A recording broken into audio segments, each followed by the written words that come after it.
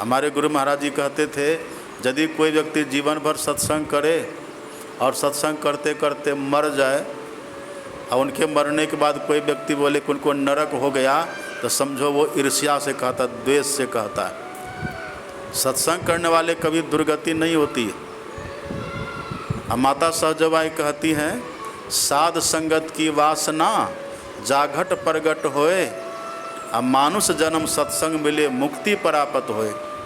यदि मरने के समय भी सत्संग की इच्छा मन में जागृत हो जाए कि सत्संग हम करते, सत्संग में हम जाते, अगर ये भी भावना किसी के मन में हो जाए ना, तब भी उसको मानव तन ही मिलता है।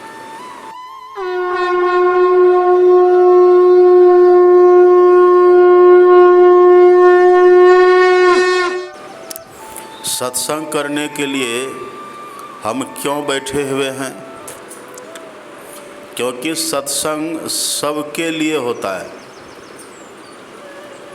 आप पढ़ेंगे धर्म ग्रंथों को, महापुरुषों के चिंतन को, विचार को पढ़ेंगे तो सत्संग को सत्कर्म कहा गया है। सत्कर्म कहते किसको हैं? जिस कर्म के साथ में सत जुड़ा हुआ हो उसको कहते हैं सत्कर्म।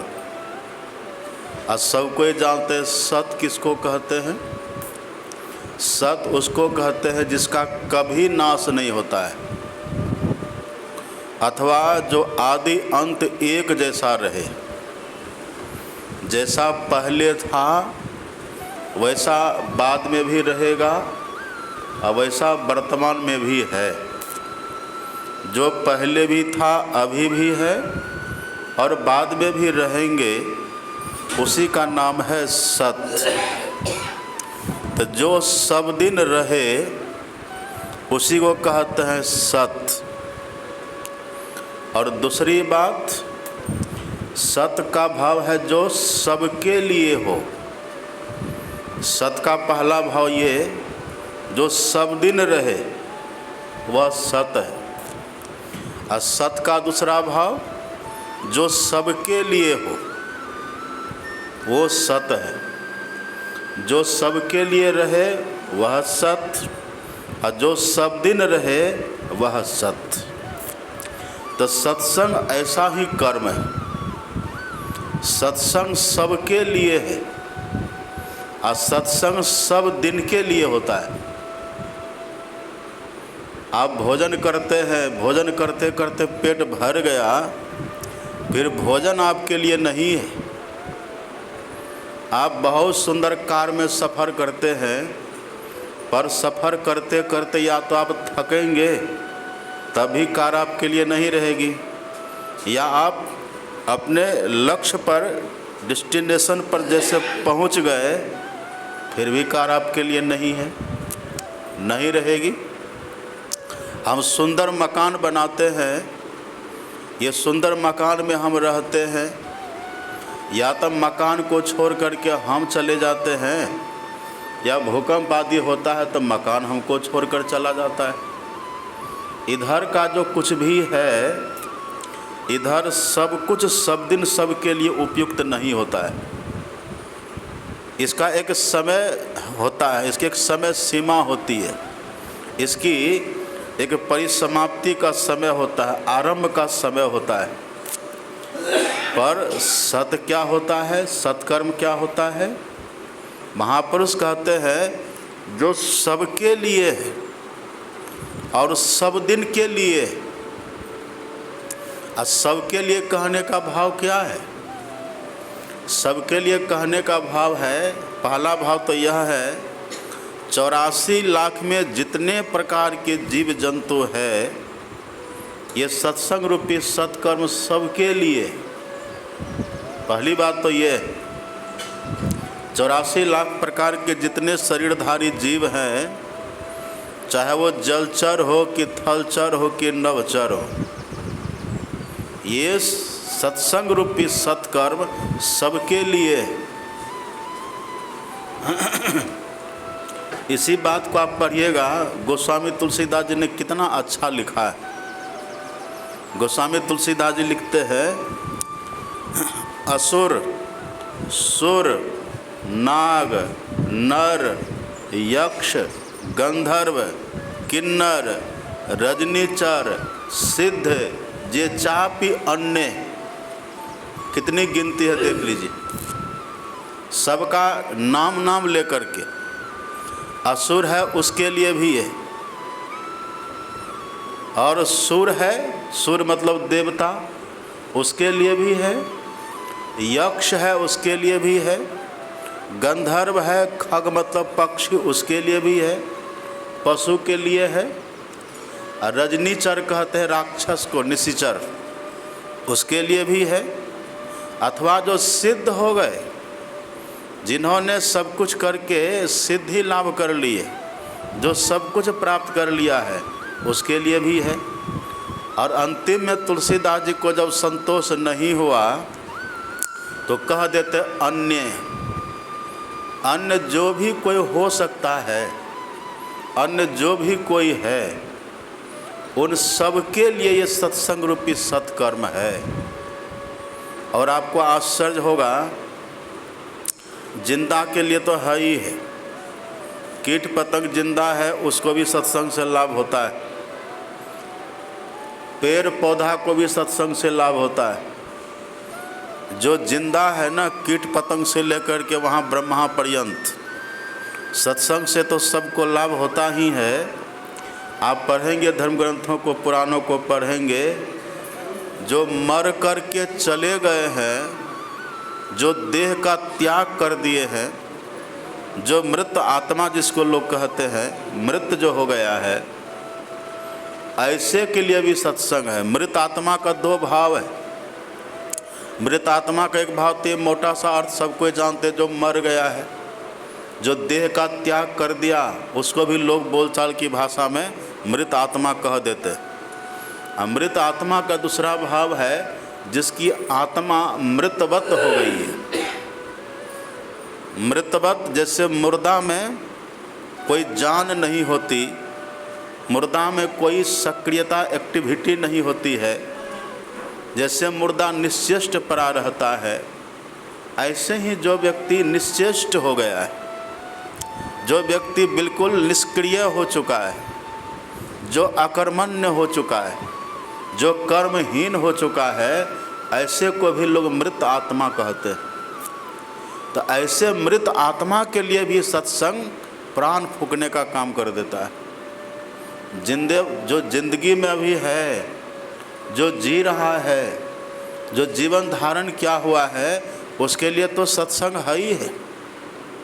आप पढ़िए, जो मर चुके हैं, अब मरने के बाद भी जिसको वर्षों बिता है, सुन रहे थे ना भूत प्रेत की बात, 70,000 वर्ष सुन रहे थे ना, इतने दिनों के बाद भी जो मृत आत्मा है, जो पहले देह का त्याग कर चुका है, मर चुका है, ऐसों का भी सत्संग उद्धार कर देता है।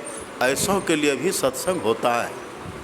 ये कितनी बड़ी बात आप कल्पना करिए। और साधारणतया धुंधकारी की बात तो सब कोई जानते हैं ना, धुंधकारी की बात तो सब कोई जानते हैं। धुंधकारी के लिए कहा, जब धुंधकारी मर गया था, उनके भाई थे, छोटे भाई गौकर्ण थे। यद्यपि वो गाय के पेट से जन्म लिया था, पूरा शरीर उसका मनुष्य का था, कान हो गया था गाय की तरह, तो नाम ही पड़ गया था गौकर्ण उनका। तो गौकर्ण थे।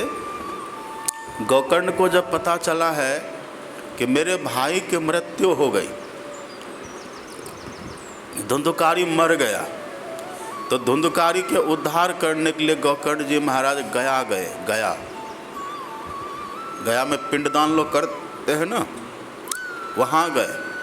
और वहाँ जा कर के गौकर्ण जी महाराज ने पूरे विधि विधान से, यद्यपि भाई तो इसका दुश्मन था, भाई मार के घर से भगा दिया था, भाई इसको चाहता नहीं था, लेकिन अपना भाई है, जो भी है, इन्होंने भ्रातृ प्रेम निभाया। और धुंधकारी के लिए गौकर्ण जी गया जी में जा कर के श्राद्ध कर दी। श्राद्ध ऐसे वैसे नहीं, जैसे तैसे नहीं, पूरे विधि विधान, पूरे रीति रिवाज जो उसका होना चाहिए, उस तरह से खूब बढ़िया से कर दी। और करके मन में हुआ कि उनका उद्धार हो गया।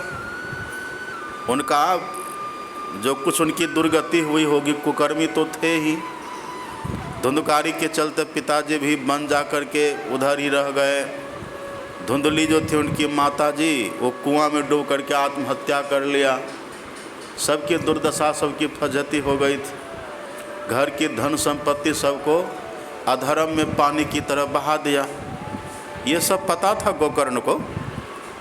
तो गोकर्ण ने धुंधकारी का उद्धार करने के लिए जितना हो सकता था, जो विधि विधान है, जो रीति रिवाज है, जो कर्मकांड का विधि विधान वेदों में है, वो पूरा करके गोकर्ण जी महाराज ने धुंधकारी के लिए श्राद्ध कर्म कर दिया।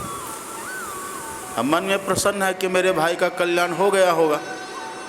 लेकिन जब लौट करके घर आए, आप पढ़िएगा भागवत, जब लौट करके घर आए हैं ना गोकर्ण जी महाराज, तो वही धुंधकारी प्रेत बन करके आ गया, भूत बन करके आ गया।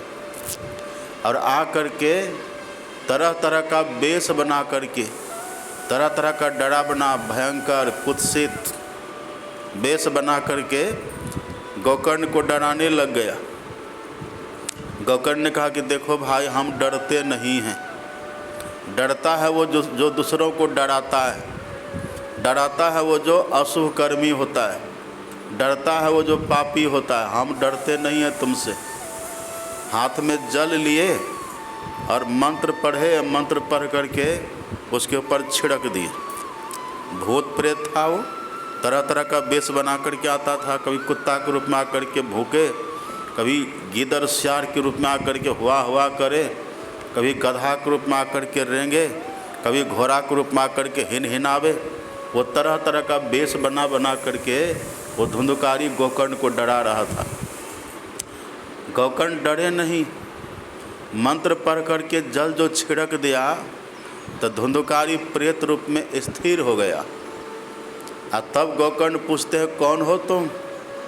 धुंधकारी ने कहा, अहम भ्राता त्वदीयोऽस्मि धुंधकारी ते नामतः स्वक्य नेवदोषेन ब्राह्मत्वम नाशितम मया।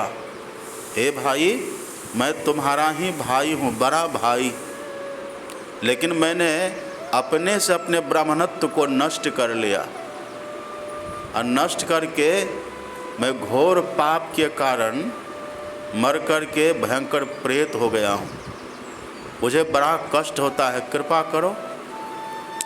गोकर्ण जी ने कहा, मैंने तो तुम्हारे लिए वहाँ गया जी में श्राद्ध कर दिया, उद्धार आपका हो जाना चाहिए। धुंधकारी ने कहा कि भैया, एक बार के श्राद्ध की बात कौन कहे? गया श्राद्ध सतय नापी मुक्तिर में न भविष्यति। एक बार के श्राद्ध की बात कौन कहे? चाहे तुम 100 बार भी श्राद्ध करो, तब भी उस श्राद्ध से मेरा उद्धार होने वाला नहीं है। भाई, कुछ और काम करो जिससे मेरा उद्धार हो। अब क्या करें? कहा कि ठीक है, अभी रात है, तुम रहो, विश्राम करो कहीं, हम दिन में इसके लिए पता करते हैं। भोर हुआ, सवेरा दिन हुआ, गोकर्ण जी बस्ती में चले जाते। जो बस्ती में बड़े बड़े विद्वान थे, कवि कोविद थे, पंडित थे, सबसे गोकर्ण जी जाकर के मिले और कहा कि देखिए ना, मेरा भाई मर कर के प्रेत हो गया है, आप उसके उद्धार का कोई उपाय बताइए। तो सबों ने एक स्वर में कहा कि श्राद्ध करो। कहा वो तो कर दिया, और घर पर नहीं, गया जी में श्राद्ध कर दिए। पर धुंधकारी मेरा भाई ये कहता है कि भाई, एक श्राद्ध की बात कौन कहे, 100 बार भी श्राद्ध करोगे तब भी कल्याण नहीं है। अब बताइए क्या करें? तब सभी ब्राह्मणों ने एक स्वर में कहा, तब तो इसका उद्धार नहीं होगा, असंभव है। पर गोकर्ण संकल्प किया कि नहीं, चाहे जो हो जाए, मेरे भाई का उद्धार होना ही चाहिए। तो सब व्यक्ति हार गए, निरुत्तर हो गए, और गोकर्ण जी निराश हो गए। गोकर्ण जी योगी थे। गोकर्ण जी गए और सूर्य भगवान जो उगे हुए थे ना, अपने मंत्र बल से, योग बल से, सिद्धि बल से गोकर्ण जी ने, ऐसी कथा है, सूर्य भगवान की गति को रोक दिया।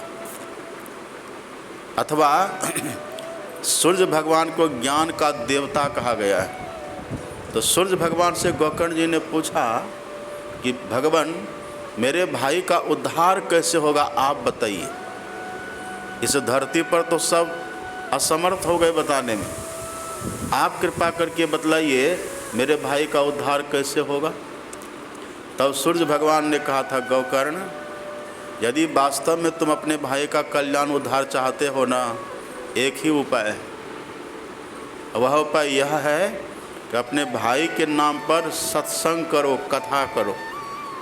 पर ये लिखा हुआ भागवत में, कथा करो। कथा कहिए सत्संग की एक ही बात है, अंतर नहीं है ज़्यादा। कथा करो। तो गोकर्ण जी गए हैं अपने ही दरवाजे पर मंच बना करके, स्टेज मंडप बना करके गोकर्ण जी वहीं पर अपने से उन्होंने 7 दिन तक कथा की, सत्संग किया है 7 दिन तक। अब उसी 7 दिन के सत्संग के प्रभाव से, उसके भाव से, उसकी महिमा से जो धुंधकारी प्रेत बना हुआ था, प्रेत योनि से उसका उद्धार हो गया। अब वो देवतुल्य हो गया, देव सदृश हो गया। पीतवासा घनश्यामो मुकुटी कुंडलान्वित, लिखा भागवत, एकदम देवता की तरह हो गए, उसका उद्धार हो गया है, कल्याण हो गया। वही तुलसीदास जी कहते, जे चापी अन्य चाहे असुर हो कि सुर हो कि नाग नर हो कि यक्ष गंधर्व किन्नर हो कि खग मृग हो, कोई भी हो, ये सत्संग सबके लिए। आज स्वामी रामतीर्थ की जीवनी पढ़िएगा ना, स्वामी रामतीर्थ टिहड़ी के जंगलों में रहा करते थे। टिहड़ी है ना उधर ऋषिकेश से ऊपर, तो टिहड़ी का क्षेत्र है। तो स्वामी रामतीर्थ उधर ही रहते थे, उधर रहते थे, अपना जंगलों में रह करके भजन करे, ध्यान करे, सत्संग करे। एक दिन स्वामी रामतीर्थ के मन में हुआ कि मैंने सुना है कि सत्संग की बड़ी महिमा है, मैंने सुना है कि सत्संग सबके लिए होता है, सबके लिए सत्संग है। तो ये जो पेड़ पौधा है, क्या इसके लिए भी सत्संग होता है?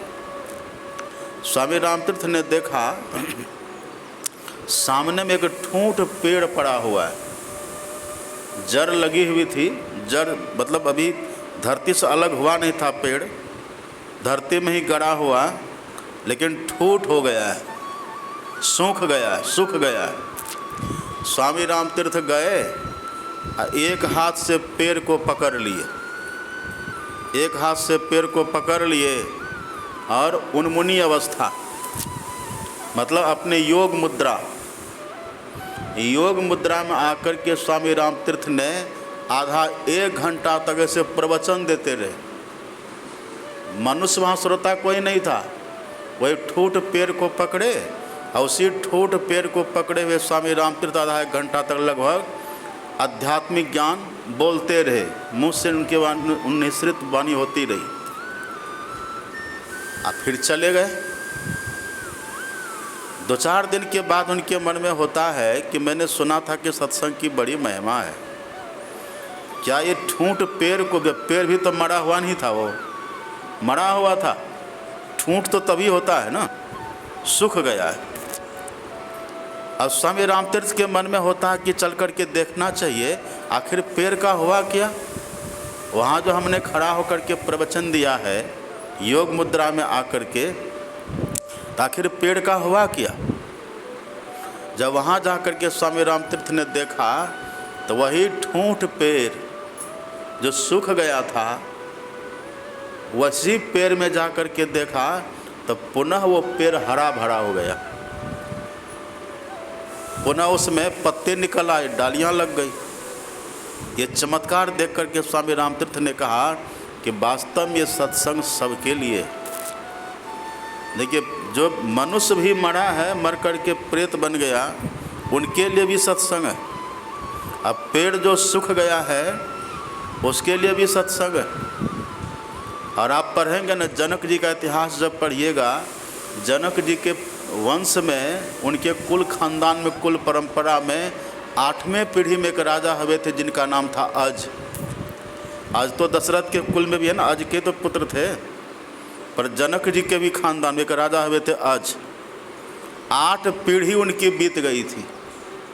8वीं पीढ़ी में जब जनक जी हुए मूरध्वज, ये जो जनक जी महाराज हुए, जब जनक जी अष्टावक्र को बुला करके अपने दरवाजे पर सत्संग कराया, अष्टावक्र जी महाराज, अष्टावक्र को तो आप लोग जानते हैं ना, 8 अंगों से टेढ़ा मेढ़ा, पर ज्ञान इतना कि माँ के पेट में जब थे न तभी अपने पिताजी के वेद वाक्यों का शुद्धिकरण सुधार करते थे, वो अष्टावक्र जी महाराज। तो जनक जी ने अपने ही यहाँ राजमहल में अष्टावक्र को बुला करके सत्संग करवाए। उसी सत्संग में एक अजगर आ गया, भयंकर विशाल, और सबों ने देखा, जितना श्रोता बैठे थे सब डर डर करके भागने लगे। अष्टावक्र ने कहा कि देखो भागो मत आप लोग कोई भी, ये किसी को कुछ नहीं कहेगा, बस ये बैठ कर सत्संग सुनेगा। अब अजगर हो, अजगर व्यक्ति को देखेगा तो छोड़ देगा। आप जानते हैं ना अजगर के लिए, यदि अजगर किसी की आंख में आंख मिला ले ना, फिर बचना मुश्किल हो जाता है। वो दृष्टि से दृष्टि मिला करके खींच लेता है और वही खाता है वो। विशाल अजगर वहाँ आया, सब डरे, पर अष्टावक्र जी ने कहा कि डरिए मत आप लोग, ये किसी को कुछ नहीं कहेगा। सब बैठे रहे। अब लोगों के मन में आश्चर्य होता है कि ये अजगर, ये सांप यहाँ कैसे? लोगों के मन में जो कौतूहल हो रहा था, जो आश्चर्यचकित सब हो रहे थे, उनके मन की बात को अष्टावक्र जी जान गए। और तब अष्टावक्र जी कहते, अच्छा आप लोग सोच रहे हैं कि ये कौन है, तो आप लोग मेरे मुंह से सुनना चाहते कि इनके मुंह से सुनना चाहते, अजगर के मुंह से सुनना चाहते? कहा इन्हीं से सुना दीजिए। अष्टावक्र जी ने उस अजगर का स्पर्श किया। अब पूछा कौन हो तुम? तब उसी ने कहा कि महाराज मैं इसी राजा जनक की 8वें पीढ़ी का सम्राट राजा अज हूँ। मैं अपने ही कृत कर्मों के फल से प्रारब्धवश अजगर बन गया, लेकिन इसके कुल में कभी सत्संग जो नहीं हुआ ना, सत्संग नहीं होने के कारण अब तक मेरा उद्धार नहीं हुआ था। लेकिन इस बार जो इन्होंने आपको बुला करके सत्संग कराया है, इस सत्संग के प्रभाव से और सुन करके अब मेरा भी उद्धार हो जाएगा। ये कहाँ 8वीं पीढ़ी का, कितना पुराना कब का पड़ा हुआ हो, और तब से पड़ा हुआ, कितना श्राद्ध कर्म, कितना पिंडदान, क्या क्या किया, पर उद्धार नहीं हुआ। और जैसे यहाँ पर सत्संग हुआ, उनको बुला करके, अष्टावक्र जी को बुला करके सत्संग किए, उनका उद्धार हो गया। इसलिए तुलसीदास जी कहते हैं ये सत्संग सब ही सुलभ, सबके लिए है। ये सत्कर्म इसीलिए इसको कहते हैं, ये सबके लिए, ये कीड़ा मकोड़ा के लिए भी है, चिट्टी पिपड़ी के लिए भी है, पशु पक्षी के लिए भी है, जड़ चेतन सबके लिए। ये सत्संग बड़ा अद्भुत है। ये तुच्छ से तुच्छ के लिए भी है और विराट से विराट के लिए भी है। सत्संग से सबको लाभ होता है, चाहे वो राक्षस हो, असुर हो, किशोर हो, कि नर की नाग, कोई भी हो। ये सत्संग सबके लिए, इसलिए इसको सत्कर्म कहते हैं। सत्कर्म का मतलब जो सबके लिए समान लाभ दे, जो सबको लाभ दे, और जो सब दिन लाभप्रद हो। यानी कि पहले लाभप्रद था, अब लाभप्रद नहीं है, ऐसा नहीं। जो सब दिन लाभ दे और सबको लाभ दे। मनुष्य को तो लाभ देता ही है। आप जानते हैं कहानी हमारे गुरु महाराज जी की।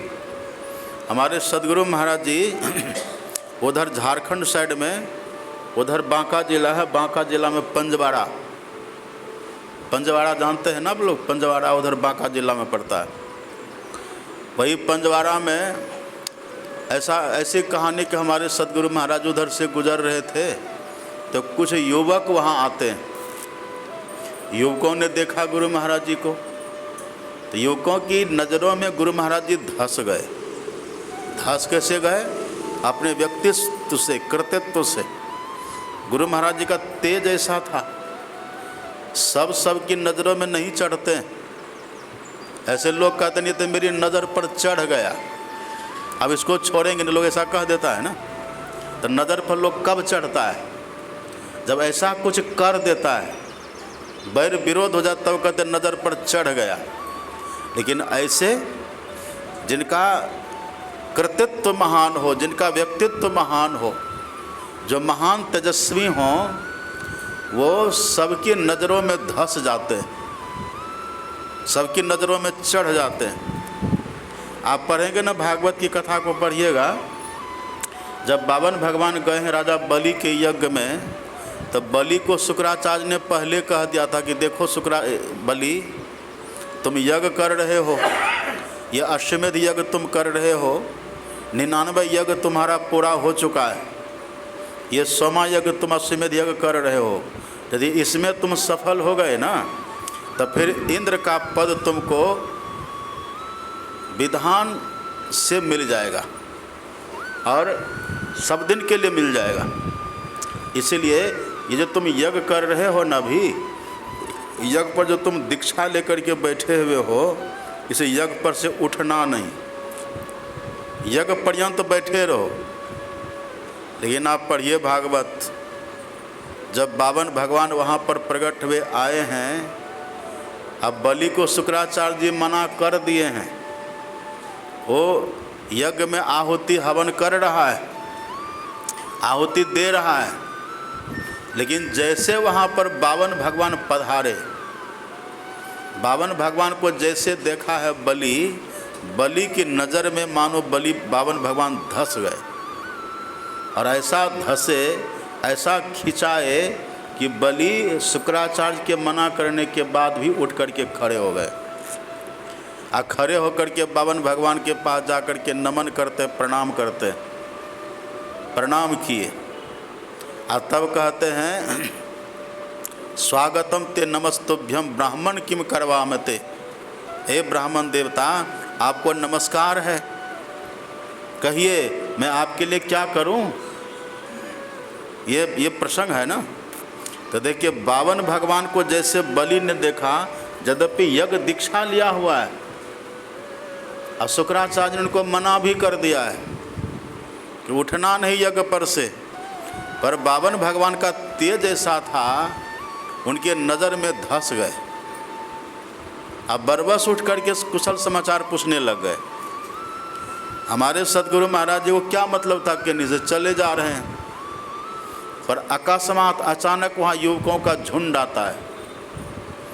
युवकों ने देखा गुरु महाराज जी को, तो गुरु महाराज जी से पूछ बैठा, आप जो घूम घूम करके सत्संग करते फिरते हैं, और इतना सत्संग में खर्च होता है, इतने लोग आपके पीछे चलते हैं, पड़े रहते हैं, लोग काम धंधा छोड़ करके आपके सत्संग में जाते हैं, घर का काम रोक देते हैं, रोजगार व्यापार सब रोक करके जब आते हैं आप, तो आपके सत्संग में सब चले जाते हैं।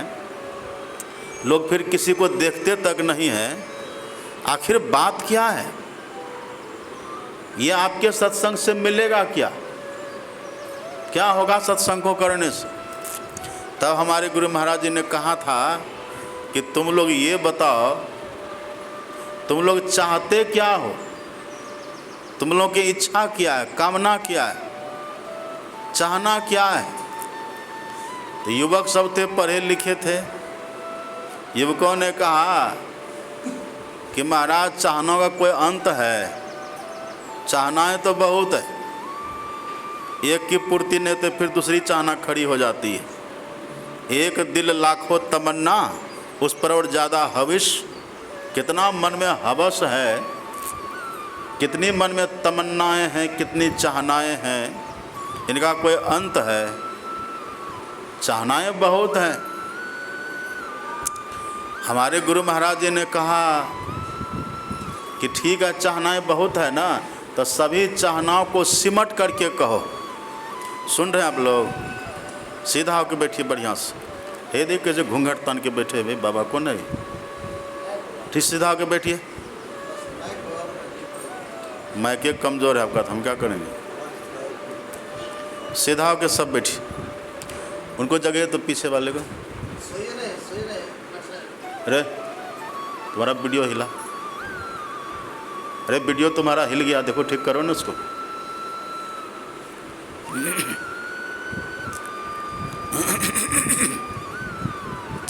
ध्यान से सुनिए, ये सत्संग बड़ा महंगा सत्संग है। भले श्रोता कम है, लेकिन देखिए कहाँ कहाँ से लोग 20-20 किलोमीटर से चल करके आ करके तब सत्संग सुन रहे हैं। हम रातों रात 400 किलोमीटर दूरी तय करके आए, कितना महंगा है। तो हम वही चाहते हैं कि महंगा सत्संग है तो महंगी वाली बात आपको मिले, और हम जो आपको सुना रहे हैं एकदम दिल से सुना रहे हैं। लेकिन आप नहीं सुनिए, समाधि लगाइए सत्संग में बैठ करके, फिर तो घरे में रहना चाहिए, तब घरे में रह के समाधि लगाना चाहिए। देखिए कितनी बड़ी बात है। हमारे गुरु महाराज जी ने कहा कि ठीक आप सब पढ़े लिखे हैं ना, चाहनाओं का अंत नहीं, बहुत चाहनाएं हैं, तो आप बतलाइए चाहनाओं को सिमट करके बताइए। चाहनाएं हैं बहुत, इच्छाएं हैं बहुत, उन सभी को समेट करके संक्षेप में समास में कहिए क्या चाहिए।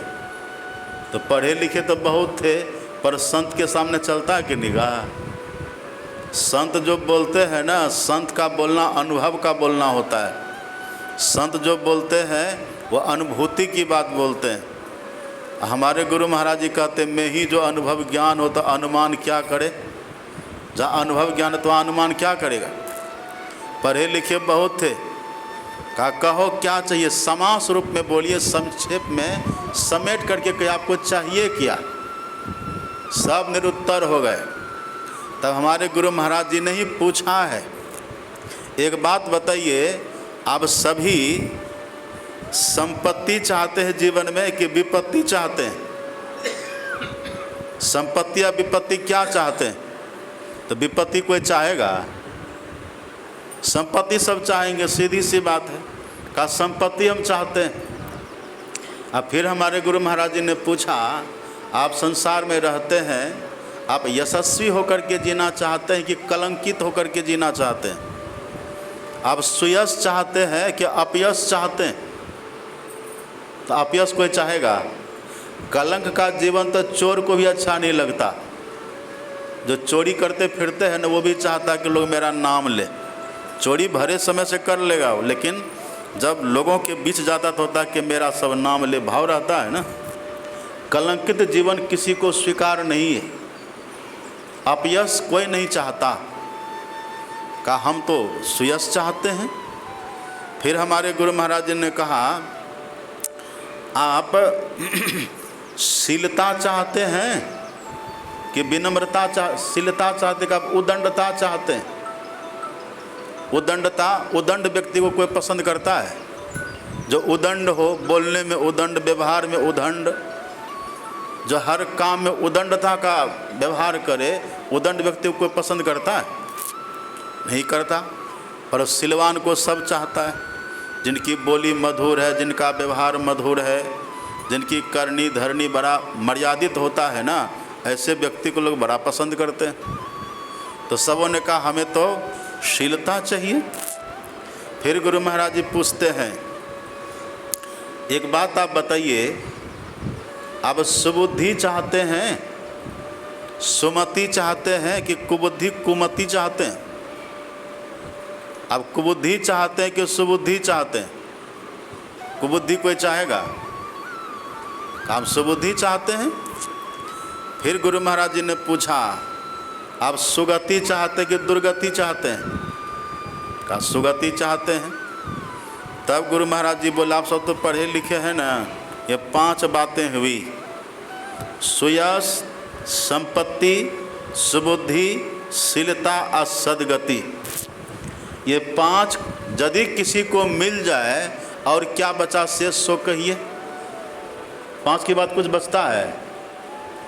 यदि 5 किन्हीं को मिल जाए, सुबुद्धि किसी को मिल जाए और सुमति वही सुबुद्धि किसी को मिले और संपत्ति किन्हीं को मिल जाए, शीलता किन्हीं के जीवन में हो, सुयश जीवन में हो और मृत्यु के बाद व्यक्ति की सद्गति हो जाए, अब क्या बचा? कुछ बचा? हमारे गुरु महाराज जी ने कहा कि यदि पांचों चीज़ें किसी व्यक्ति को मिल जाए ना, फिर उनको और कुछ भी पाना बाकी नहीं रहता। मनुष्य मात्र को ये पांचों चाहिए। तब गुरु महाराज जी ने कहा कि आप लोग हिंदू हो करके, सनातनी हो करके अपने को सनातनी कहते हो, अपने को हिंदू कहते हो, वैदिक धर्मावलंबी कहते हो, रामायण को पढ़ते नहीं। हिंदू हो करके, सनातनी हो करके रामायण को देखते नहीं, रामायण को पढ़ते नहीं। रामायण कितना उत्तम ग्रंथ है, रामायण में लिखा हुआ है। अब तो लोग रामायण भी पढ़ते हैं ना, तो रामायण को भी पढ़ करके उससे दुर्गुण निकालते हैं। लेकिन रामायण किस बात को भूल जाते हैं? बाल का आदि उत्तर का अंत, पढ़े पंडित बुझे संत। पढ़ लेते हैं लोग, लेकिन समझना बड़ा कठिन है। गुरु महाराज का लोग रामायण नहीं पढ़ते हैं। रामायण में लिखा हुआ आप पढ़िए। तुलसीदास जी ने पहले लिख दिया है, जलचर थलचर नभचर नाना, अजेजर चेतन जीव जहाना, मति कीरति गति भूति भलाई, जब जही जतन जहाँ जही पाई, सो जानव सत्संग प्रभाव और लोकों वेदना आनु पाओ। ये मति, मति मतलब सुमति, मति कीरति मतलब सुयश, गति मतलब सुगति, भूति मतलब ऐश्वर्य संपत्ति, भलाई मतलब शीलता।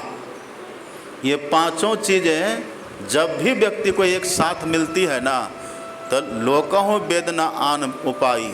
लोक में और वेद में दूसरा किसी उपाय का वर्णन नहीं है।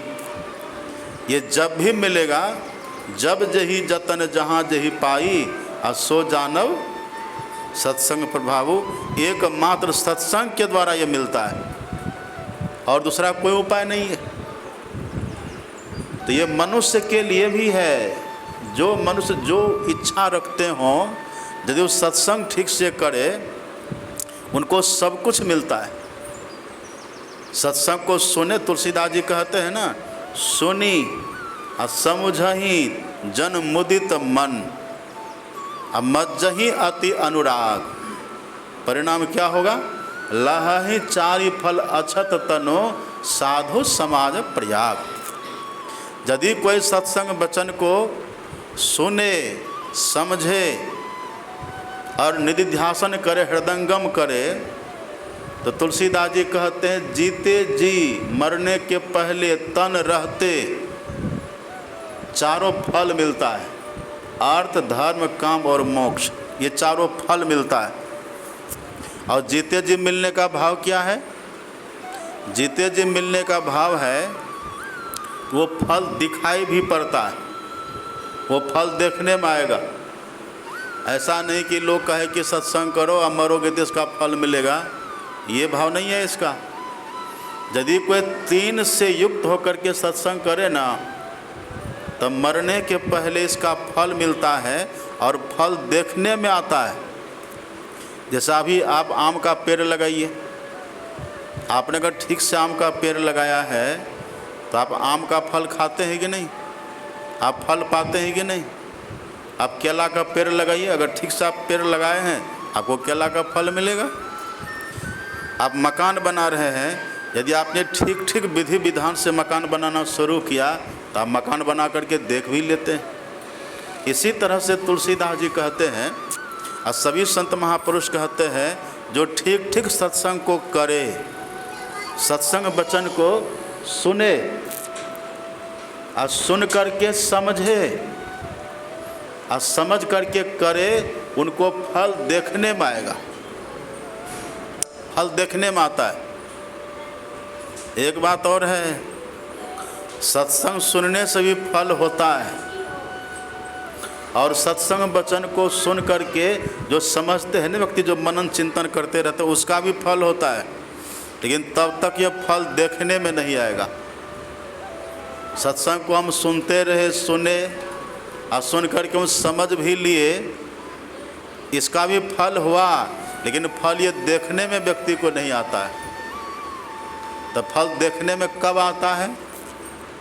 यदि हम सत्संग के फल को देखना चाहें, सत्संग के फल को हम देखें, सत्संग के फल को हम पाएं, तो ये फल देखने में कब आएगा?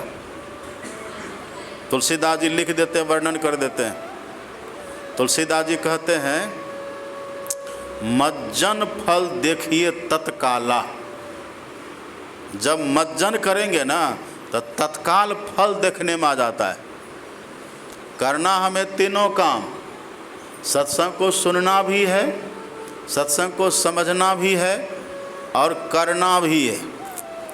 सुनी समुझहि जन मुदित मन मज्जहि अति अनुराग। जो मज्जन करते हैं, अब मज्जन का अर्थ होता है स्नान, यहाँ मज्जन का भाव है अभ्यास। जो सत्संग को सुने और समझे और फिर अभ्यास करे, तब उसको सत्संग का फल देखने में आता है। लेकिन हम लोग क्या करते हैं? हम लोग सत्संग को खूब बढ़िया से सुन भी लेते हैं, सत्संग को समझ भी लेते हैं, लेकिन जब मज्जन करने की बात आती है तो वहाँ हम फिसल जाते हैं। इसलिए सत्संग का फल होता तो है, पर वो देखने में नहीं आता है, वो दिखाई नहीं पड़ता है। इसलिए अपने यहाँ कहते हैं, हम लोग करते क्या हैं? हम लोग सुनते हैं मन भर, भर मन सुनते हैं। यहाँ सत्संग होता है वहाँ सुन लेते, वहाँ सत्संग होता है वहाँ सुन लेते हैं, घर में टीवी में सुन लेते हैं, मोबाइल में सुन लेते हैं, बहुत सुनते हैं। सुनते हैं सत्संग को मन भर और समझते हैं टन भर। समझ भी बहुत लेते हैं पर करते हैं कन भर, इसीलिए लाभ नहीं होता, इसलिए फल देखने में नहीं आता है। सुनते हैं मन भर और समझते हैं टन भर, बहुत समझ जाते हैं।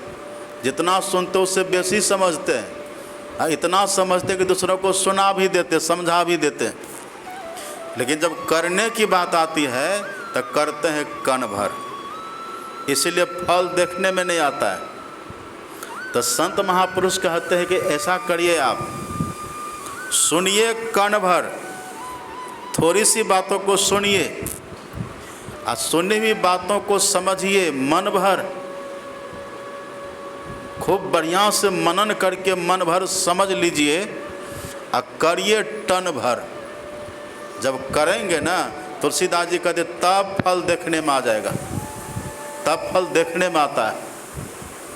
लेकिन हम सुन लेंगे, समझ भी लेंगे, पर करेंगे नहीं तो फल देखने में नहीं आता है। भाई तुलसीदास जी कहते हैं, सुनी समझहि जन मुदित मन मज्जहि अति अनुराग। अल्लाह ही चारि फल अच्छत तनु साधु समाज प्रयाग। पर देखने में कब आएगा? मज्जन फल देखिए तत्काला, काक हो ही पिक बकऊ मराला। यदि कोई सत्संग वचन को सुन करके समझ करके इसको करने लग जाए तो करने का फल क्या होता है? करने का फल होता है काक हो ही पिक। काक कहते कौवा, कौवा कोयली बन जाता है। तो क्या कौवा सुनेगा तो कोयली बन जाएगा? अब कौवा सत्संग को सुनता है। ये कहने का भाव है कि जो कौवे की प्रवृत्ति वाला लोग है वो कोयली की प्रवृत्ति वाला बन जाएगा। कौवा की प्रवृत्ति क्या है? कौवा की बोली किसी को सुनने में अच्छी नहीं लगती है। कौवा को देखिए कै कै कै कै काँ काँ करते रहता कौवा।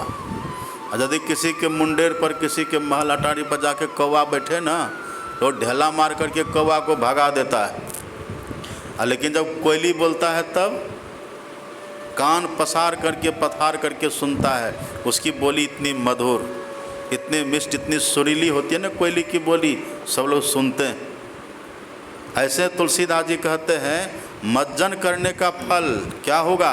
सबसे पहली बात तो आपकी वाणी बदल जाएगी, आपकी बोली बदल जाएगी। अब बोली कैसी होती है? किनके भीतर में जो जिसको जैसा रहता है ना, वैसी बात मुंह से निकलती है। यदि भीतर में कचरा भरा हुआ है तो वाणी से कचरा ही निकलेगा। यदि भीतर में विकार भरा हुआ है तो वाणी से विकार ही निकलेगा। यदि भीतर में दुर्गुण है तो भीतर वाणी से दुर्गुण ही निकलेगा। पर यदि किसी के भीतर में सद्गुण भरा हुआ है तो वाणी से सद्गुण ही निकलता है। यदि किसी के भीतर में मधुरता है, मिठास है, मृदुता है, कोमलता है, उनकी वाणी में वही मृदुता, वही कोमलता, उनकी वाणी में वही मिठास, उनकी वाणी में। इसलिए आप पढ़िएगा ना भागवत को, भागवत को आप पढ़ करके देखिए। भक्ति महारानी वहाँ वृंदावन में यमुना जी के तट पर बैठ कर के विलाप करे, रो रही है। अब बगल में उनका 2 पुत्र था, बेहोश पड़ा हुआ था, और वहीं पास से नारद जी गुजर रहे थे। जैसे भक्ति महारानी ने देखा है नारद जी को, आवाज़ लगाई, भव भव साधोक क्षणम तिष्ठा मत चिंतामपि नाशय दर्शनम तब लोकस्य सर्वथा घन। हनुमान जी कहते हैं राम नाम बिनु गिरा न सोहा। जब तक भगवान का नाम तुम नहीं जपोगे रावण, तुम्हारी गिरा कहते वाणी को, तब तक तुम्हारी वाणी सुशोभित नहीं होगी, वाणी तब तक तुम्हारी मीठी नहीं होगी। ऐसे बना बना करके तुम सोचो, वेद ज्ञान पढ़ करके, उपनिषद ज्ञान पढ़ करके, तरह तरह के शास्त्रों को, धर्म ग्रंथों को पढ़ करके तब सोचो कि तुम्हारी वाणी मीठी हो जाए। हनुमान जी ने कहा नहीं नहीं, राम नाम बिनु गिरा न सोहा। जब तक तुम भगवान के नाम का जप नहीं करोगे, मंत्र का जप नहीं करोगे, मतलब भजन नहीं करोगे, भक्ति नहीं करोगे, अभ्यास नहीं करोगे, तब तक तुम्हारी वाणी में मधुरता नहीं आएगी, मिठास नहीं आएगी। राम नाम बिनु गिरा न सोहा, और देखो बिचारी त्यागी मद मोहा। हे रावण, त्यागो मद को, त्यागो मोह को, मद को त्याग करके तब देखो, विचार करो। जब तक तुम भगवान का नाम नहीं लोगे ना, तब तक तुम्हारी वाणी में मधुरता नहीं आएगी, मिठास नहीं आएगी। और आप पढ़िएगा लक्ष्मण जी के लिए रामायण में, तो लक्ष्मण जी बोले हैं ना गुहनिषाद के सामने, कैसा बोले लक्ष्मण जी? बोले लखन मधुर मृदु बानी। लक्ष्मण जी कैसे बोलते थे? मृदु बोलते थे, मधुर बोलते थे। उनकी वाणी में मधुरता क्यों थी, मृदुता क्यों थी? क्योंकि ज्ञान, वैराग, भगति रस सानी। लक्ष्मण जी के जीवन में ज्ञान था, वैराग्य था, भक्ति थी, इसलिए वे जो कुछ बोलते थे ना, उनकी वाणी बड़ी मीठी होती थी। यही परिवर्तन, यही जीवन में एक बदलाव आता है, यही परिवर्तन आता है, यही फल देखने में आता है। काक हो ही पिक बकौ मराला, कौवा से कोयली लोग बन जाते हैं। मतलब भक्ति करके, भजन करके, जो अभ्यास करते हैं, नाम जप करके, मंत्र जप करके, मानस जप करके, मानस ध्यान करके, दृष्टि योग करके ही तो योग है। ये सब यदि कोई व्यक्ति करे तब उनकी वाणी कौवा से बदल करके कोयली की तरह हो जाती है। और दूसरी बात क्या है? तुलसीदास जी कहते हैं बकौ मराला। बक कहते हैं बगुला को, और मराला कहते हैं हंस को। आप कभी कल देखिए ना बगुला को, आप बगुला को देखिएगा, बगुला एकदम पानी के किनारे कहीं तालाब के तट पर या थोड़े से पानी में खड़ा होता है, बगुला एकदम बिल्कुल सीधा खड़ा रहेगा और आँख को जैसे बंद कर लेता है, बिल्कुल सीधा खड़ा रहता है। और उसको दूर से व्यक्ति देखे ना, लगता है जैसे बगुला ध्यान कर रहा है। वो ध्यान करता बगुला, तो जैसे वो मछली की प्रतीक्षा करते रहता है। जैसे मछली सामने आती बस टपक से मछली को पकड़ लेता है, मछली खा लेता है। लेकिन उधर देखिए हंस को, हंस भी देखने में बगुला की तरह होता है। अब बगुला पानी में रहता तो हंस भी पानी में ही रहता है, लेकिन वहाँ बगुला मछली पकड़ता है, हंस वहाँ पर मोती चुगता रहता है।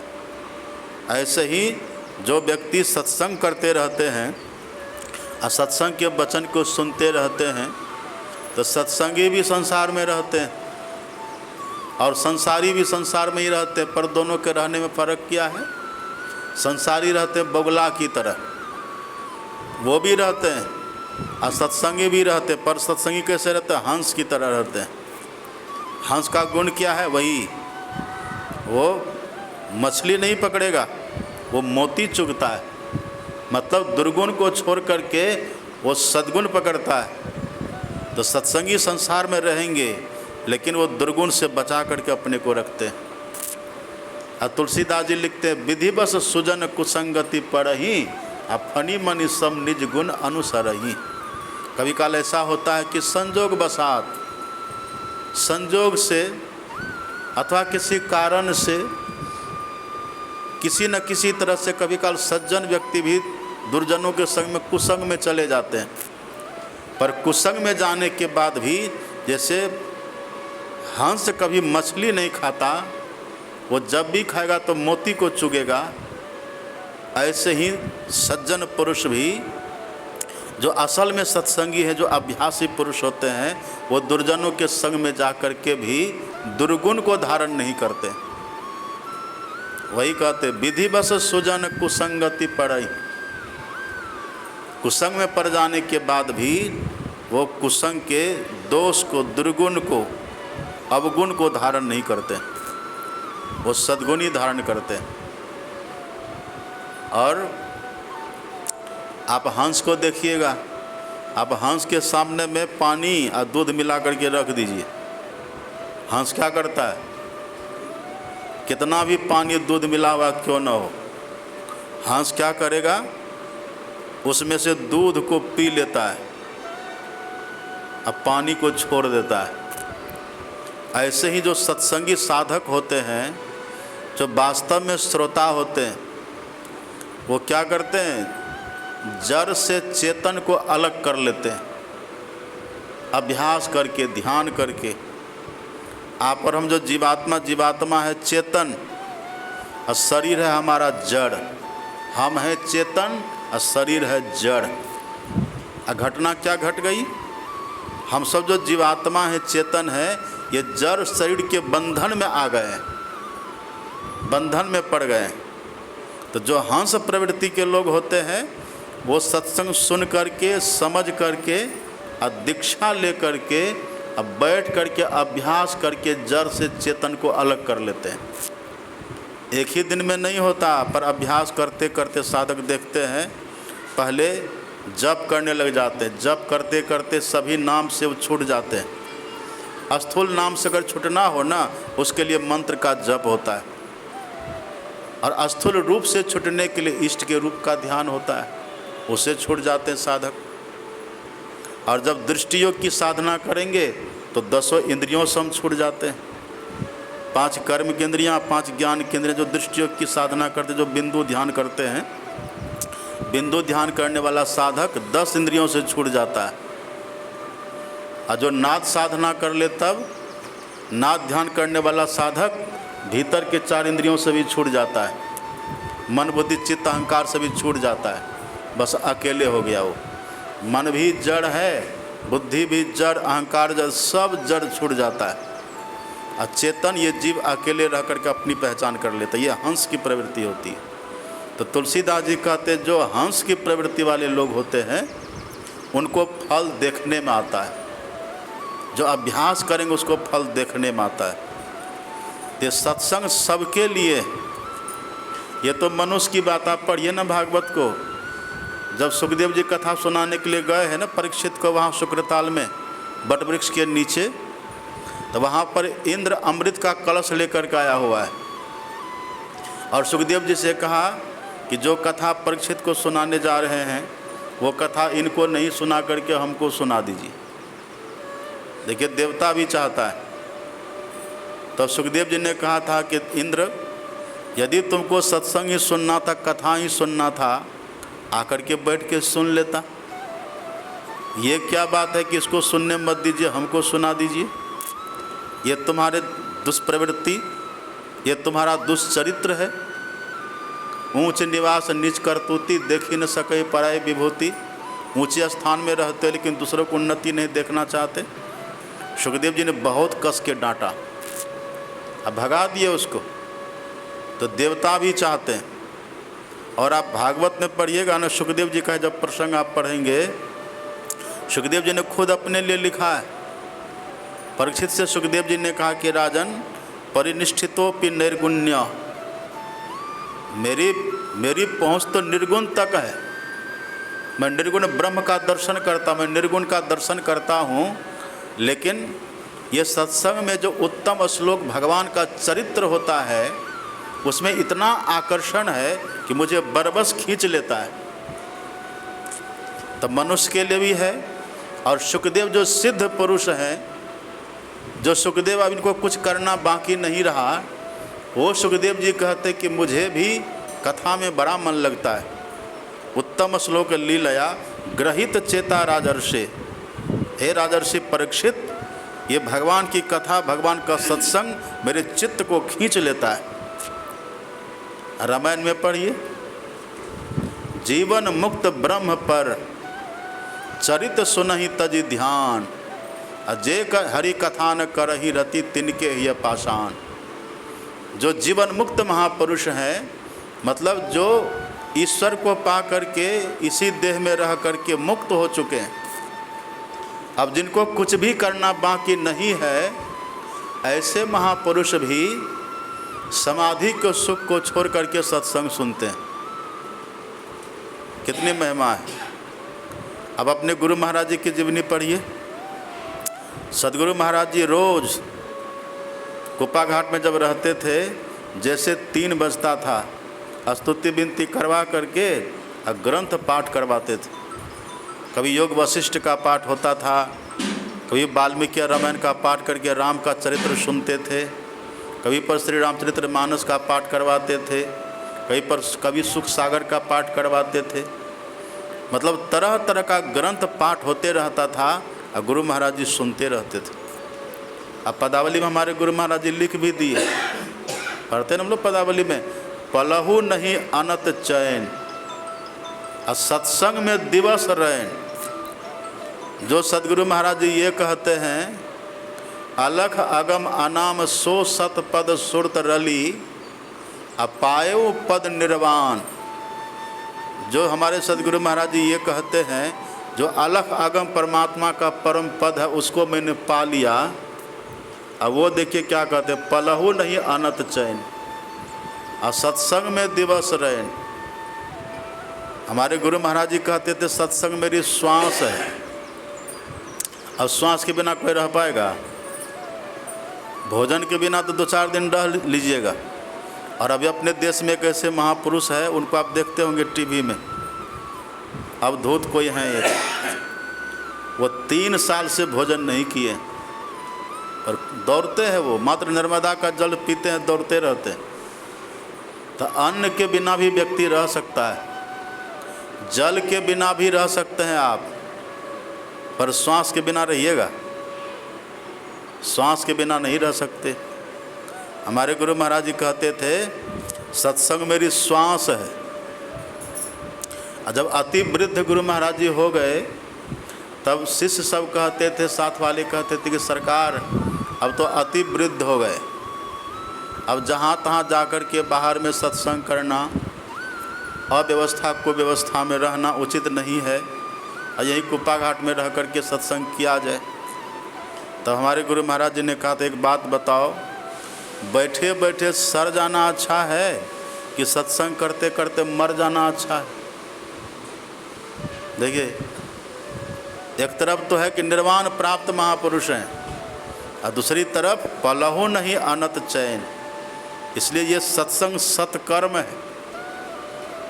जो अति निकृष्ट प्राणी है उनके लिए भी सत्संग है, और जो अति श्रेष्ठ महापुरुष हैं, संत महापुरुष हैं, उनके लिए भी सत्संग है। निकृष्ट जो सत्संग करते हैं ना व्यक्ति, जो निकृष्ट व्यक्ति सत्संग करते हैं, वो अपने उद्धार के लिए करते हैं, और जो संत महापुरुष सत्संग करते हैं वो दयावश जीव का कल्याण करने के लिए सत्संग करते हैं। पलहु नहीं अनत चैन सत्संग में दिवस रैन, प्रेम मगन जग में भ्रमण करी करी जन तारणंग। जन कहते भक्त को, जो भक्त होते हैं भ्रमण करके ऐसे संत उनका तारण करते, उद्धार करते हैं। लेकिन है सत्संग सबके लिए। और इस आँख से जिन्होंने भगवान का दर्शन भी कर लिया ना, उनको भगवान ने कहा मांगो वरदान, तो आप पढ़ेंगे आपको आश्चर्य होगा, भगवान का दर्शन हो गया। और जब भगवान ने कहा मांगो वरदान तो सत्संग ही वरदान मांगा है। जब ध्रुव जी 6 महीना तक बहुत तप किए, बिल्कुल निराहार रह करके और श्वास भी लेना छोड़ दिए, श्वास की गति को भी रोक करके ध्रुव जी ने भजन किया है। और जब भगवान का दर्शन ध्रुव जी को हो गया, तब भगवान ने ध्रुव जी से कहा कि ध्रुव जी वरदान मांगो। भगवान सामने खड़े हैं, हरि भगवान सामने खड़े हैं। और जब ध्रुव से कहा वरदान मांगो, तो ध्रुव जी ने जो वरदान मांगा पढ़िएगा। ध्रुव जी ने कहा कि प्रभो भक्ति मोह प्रभताम त्वयि में प्रसंगो भूयादनंत महता ममलाशयानाम यनान जसोल मरु व्यसनम भवाब्धिंग निश्चय भवद्गुण कथामृत पान मत्ता। हे प्रभो, आपने कृपा की, मुझे दर्शन दिया, अब ऐसी कृपा करिए मुझे ऐसे संत का दर्शन दीजिए जो संत प्रेम से उन्मत्त होकर के आपकी कथा को सुनाते रहे। देखिए भगवान का दर्शन हो रहा है, अब वरदान देखिए क्या मांग रहे हैं। इसी ध्रुव के वंश में आगे चल कर के राजा हुए पृथु, इन्हीं के वंश में राजा हुए पृथु जी महाराज। पृथु जी महाराज ने भी यज्ञ किया, अश्वमेध यज्ञ किया है। और पृथु जी के यज्ञ में इंद्र भगवान पधारे, ब्रह्मा जी भी आए हैं और अंतिम में विष्णु भगवान आए। तब विष्णु भगवान ने राजा पृथु से कहा कि राजन तुम्हारी जो इच्छा हो वरदान मांग लो। तब पृथु जी ने कहा अब दीजिएगा, जो मैं मांगूंगा आप देंगे? कहा अवश्य दूंगा। और हे राजन तुम तो ऐसे भी कृतकृत्य हो, तूने अश्वमेध यज्ञ पूरा कर लिया, इसे पृथ्वी को तूने सस श्यामला बना दिया, तुम्हारी प्रजा सुखी है, तुमको कुछ भी पाना बाकी नहीं है, अब तुमको चाहिए क्या सो बोलो। तब पृथु जी ने कहा था कि हे प्रभो न कामये न तदप्यहम क्वचिन न यत्र युष्म चरणाम्बुजा सवः। हे प्रभो और की तो बात ही आप छोड़ दीजिए, मुझे आपका वैकुंठ भी नहीं चाहिए। यदि वैकुंठ में आपकी कथा न हो ना तो मुझे आपका वैकुंठ भी नहीं चाहिए। यदि आप मुझे देना चाहते हैं तो बस ये दीजिए, महत्तमांत हृदयान मुखचितो विधत्स्व कर्णयुत में समय बरा। जो महापुरुष अपने हृदय को निर्मल करके, अपने चित्त को पवित्र करके आपकी कथा को सुनाते हों, ऐसे महापुरुषों का संग दीजिए ताकि हम उनकी कथाओं को सुनता रहें। और आप कृपा करके हमें 10,000 कान दे दीजिए, कर्णायुत में समय बरा। आप 10,000 कान हमको दे दीजिए, क्योंकि 2 कान से कथा सुनने में मन नहीं भरता है। ये भगवान का दर्शन है, लेकिन संत का संग की मांग कर रहे हैं और कथा सुनने की मांग कर रहे हैं। ये कितनी महिमा है। और की तो बात, ये सब तो भक्तों की बात है। ये रामायण आप पढ़िएगा ना, शंकर भगवान के सामने राम भगवान प्रकट हो गए। शंकर भगवान थे, राम भगवान प्रकट हुए शंकर भगवान के सामने। तो मानो राम भगवान ने शंकर भगवान से कहा कि शंकर जी आप यदि मुझसे कुछ वरदान मांगना चाहे तो मांग लीजिए। शंकर भगवान ने कहा आप देंगे? कहा हाँ अवश्य देंगे, बोलिए क्या चाहिए। तो वहीं पर शंकर भगवान ने वरदान मांगा था, बार बार वर मांगऊँ हरसि देहु श्रीरंग पद सरोज अनपायनी भक्ति सदा सत्संग। हे प्रभो आप ऐसी कृपा करिए, आपकी जो अनपायनी भक्ति है ना, सत्संग, ये सदा हमको मिलता रहे, यही वरदान दे दीजिए। भगवान राम ने कहा था एवं मस्तु। और आप पढ़िए न, जहाँ भी आप पढ़ेंगे रामायण को पढ़िए, रामायण की कथा करने वाले शंकर भगवान, भागवत की कथा को अमर कथा कहते वो भी करने वाले शंकर भगवान। ऐसा कोई भी पुराण नहीं जहाँ शंकर पार्वती का संवाद ना हो। ये वरदान में मांगा है, यही सत्संग की महिमा है। जिनको सत्संग के प्रति बहुत आदर है, सम्मान का भाव है, उनका कभी अनभल नहीं हो सकता। हमारे गुरु महाराज जी कहते थे, यदि कोई व्यक्ति जीवन भर सत्संग करे और सत्संग करते करते मर जाए और उनके मरने के बाद कोई व्यक्ति बोले कि उनको नरक हो गया, तो समझो वो ईर्ष्या से कहता, द्वेष से कहता है। सत्संग करने वाले कभी दुर्गति नहीं होती है। अब माता सहजबाई कहती हैं, साध संगत की वासना जाघट प्रगट होए, अब मानुष जन्म सत्संग मिले मुक्ति प्राप्त होए। यदि मरने के समय भी सत्संग की इच्छा मन में जागृत हो जाए कि सत्संग हम करते, सत्संग में हम जाते, अगर ये भी भावना किसी के मन में हो जाए ना, तब भी उसको मानव तन ही मिलता है। कितनी बड़ी महिमा है। और सत्संग का जो सबसे बड़ा लाभ है वो ईश्वर का दर्शन है। तो छोटा मोटा सब लाभ होते होते ईश्वर का दर्शन भी होता है, और ईश्वर दर्शन के बाद भी सत्संग के प्रति व्यक्ति का, महापुरुषों का लगाव होता है। इसलिए सत्संग को सत्कर्म कहते हैं। ये सबके लिए है और सब दिन है।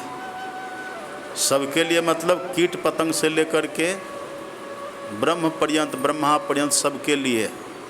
और सब दिन कहने का मतलब जब हम नीच से नीच प्रवृत्ति के थे तब भी सत्संग हमारे लिए है, और जब ईश्वर का दर्शन करके महान से महान बन गए तब भी सत्संग हमारे लिए है। ये सत्संग सबके लिए, सब दिन के लिए है। यही सत्संग की महिमा है। तब ज़्यादा भी नहीं सुनेंगे, अभी समय बहुत हो गया है।